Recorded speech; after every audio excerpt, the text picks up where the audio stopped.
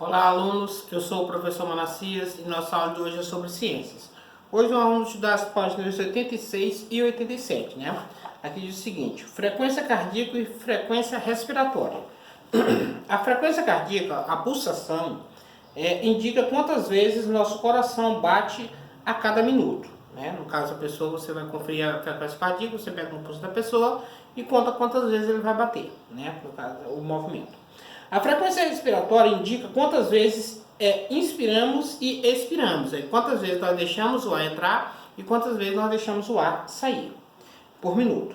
O segundo experimento proposto no início desse capítulo permite perceber que a pulsação e a frequência respiratória não têm valores iguais para o mesmo indivíduo.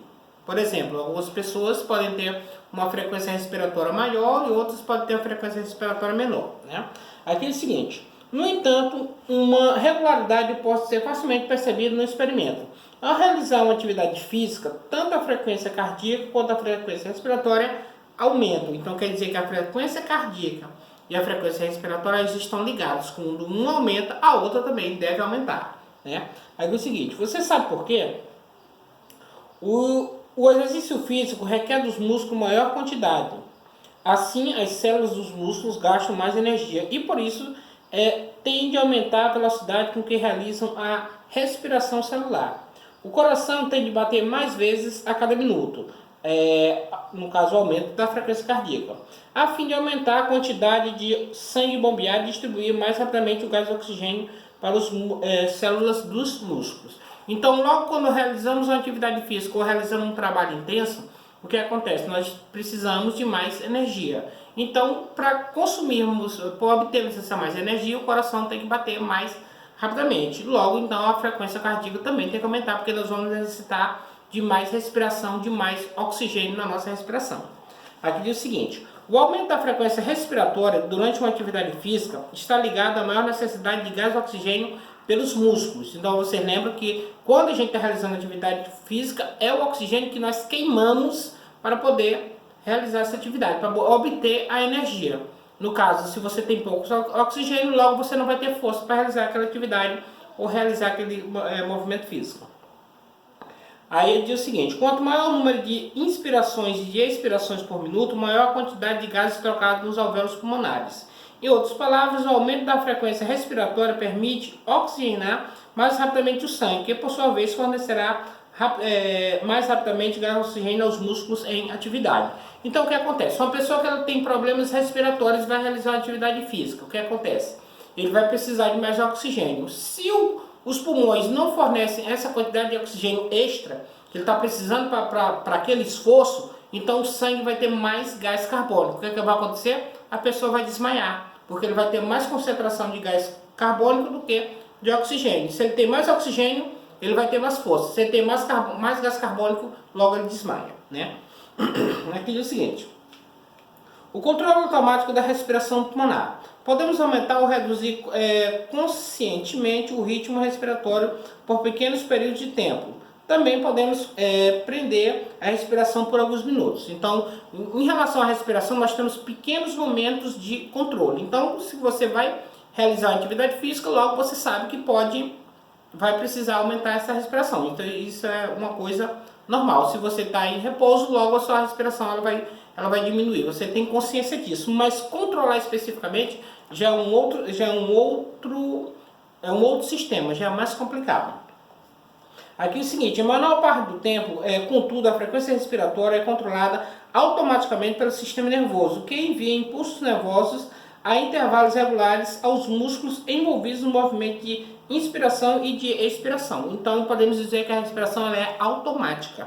Ela acontece independente da nossa vontade. Você não vai dizer respira ou para de respirar. Não, ela acontece independente disso. Só que você tem uma consciência que quando você vai realizar uma atividade, aquela respiração vai aumentar. Você repousou, ela vai diminuir, né?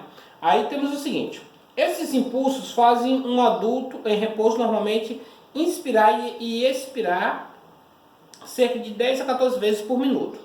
Aí diz o seguinte: o sistema de controle automático da respiração pulmonar pelo sistema nervoso inclui um sensor que detecta a concentração de gás carbônico no sangue. Então, toda vez que você tiver mais gás carbônico no sangue do que oxigênio, logo o seu corpo vai começar a reagir, vai se excitar tanto o coração como o sistema respiratório para obter mais oxigênio, porque você precisa dele para sobreviver. Então é um sistema de autodefesa que o próprio corpo tem.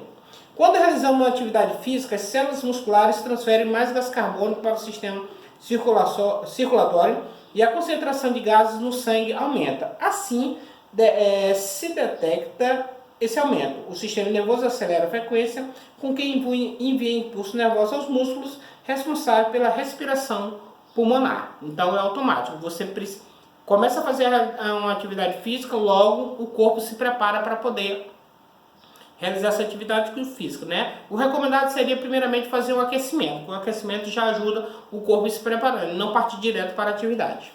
Aqui é o seguinte, simultaneamente o sistema nervoso também envia estímulo ao coração para que bata mais rápido. Ambas as alterações, o aumento da frequência respiratória e o aumento da frequência cardíaca, garantem maior oxigênio no sangue e uma distribuição mais rápida do sangue oxigenado às células do corpo, particularmente as células musculares, que estão em atividade mais intensa. Então, à medida que você vai fazendo uma atividade física, o seu corpo vai recebendo, os músculos vão recebendo mais oxigênio e aquele trabalho, aquele esforço ele vai se tornando mais fácil. À medida que você vai fazendo, ele se torna mais fácil. Com o tempo, logo você vai ficar cansado, mas durante um certo período você vai conseguir realizar com facilidade ou com excelência. Quando voltamos ao repouso, a concentração de gás carbônico no sangue gradualmente volta a se reduzir. E por isso o sistema nervoso faz tanto a frequência respiratória como a frequência cardíaca retornar os valores de repouso. Então, você cessou a atividade física, logo o corpo entra em estado de repouso. A frequência cardíaca diminui e a frequência respiratória também diminui para que o corpo possa descansar. Aqui é o seguinte, o que causa dor do lado? Aquela dorzinha aqui do lado quando a gente está fazendo alguma atividade e ela incômoda. Ela diz o seguinte, quando indivíduos pouco acostumados ao esporte realizam atividades físicas um pouco mais intensas, como uma pequena corrida ou um jogo de futebol, podem ter a chamada dor do lado. É uma dor do tipo pontada, sentida na altura das últimas costelas, entre o centro e o lateral do tronco, né?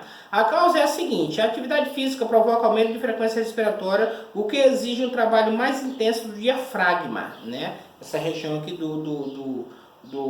da frente do nosso corpo aqui, onde estão o coração, os pulmões, o intestino, toda essa parte aqui central, né? E que eles trabalham juntos na questão da respiração. Aqui é o seguinte, a dor do lado aparecerá logo o abastecimento de sangue oxigenado ao diafragma seja suficiente, né? Essa dor é ainda mais intensa se a atividade estiver sendo realizada após uma refeição farta. Ela também pode acontecer em atletas que não se aquecem adequadamente para atividades intensas. Então, no caso, sempre tem que se preparar, fazer um exercício de respiração, fazer um pequeno movimento muscular para que os músculos se acostumem e não causem nenhum tipo de problema. Em especial a questão da dor do lado, né? Vamos analisar agora aqui, eu deixei para vocês na nossa atividade 8 questões, mas elas são bem simples. Primeira, o que a frequência cardíaca indica? Segunda, o que a frequência respiratória indica? Terceira, o que faz aumentar tanto a frequência cardíaca e a respiratória? Quarta, o que o aumento da frequência respiratória permite? Quinta, quem faz o controle automático da respiração? Sexta, o que o sistema nervoso faz quando detecta o aumento de gás carbônico? Sétima, o que acontece após uma atividade física quando nos encontramos em repouso, né? Oitava, quando acontece a chamada dor de lado, quando realizamos uma atividade física, né? Estão todos bem simples, estão todos no texto, nessas duas páginas, certo?